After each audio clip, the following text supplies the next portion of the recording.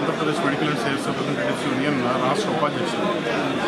FMRI federation of medical and sales representatives association of India మా all India జాతీయ council సమావేశాలు నిన్న 7వ తారీఖు నుంచి 9వ తారీఖు వరకు విజయవాడలో MBVKలో జరుగుతున్నాయి. ఈరోజు రెండో రోజు కొన్ని రకాల తీర్మానాలు చేయడం జరిగింది.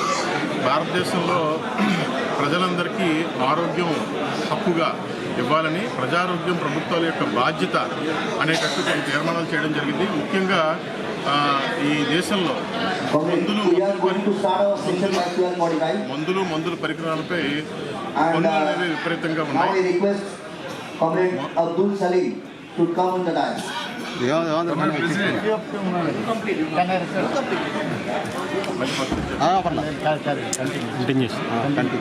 మందులు పరికరాలపై 5%, 18%, 28% అనేటట్టు పన్నులు ఉన్నాయి.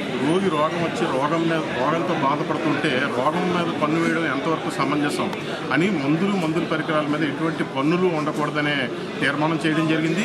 అదేవిధంగా బడ్జెట్లో కేటాయింపులు 5% పైగా చేయాలని WHO చెప్తుంటే కేంద్ర రాష్ట్ర ప్రభుత్వాలు 2% మించకుండా బడ్జెట్లో కేటాయింపులు చేయట్లేదు. వెంటనే 5% పైగా బడ్జెట్లో కేటాయింపులు ఆరోగ్య రంగం మీద పెట్టాలనే తీర్మానాలు ఈరోజు ఈ జనరల్ కౌన్సిల్ సమావేశాల్లో పెట్టడం జరిగింది.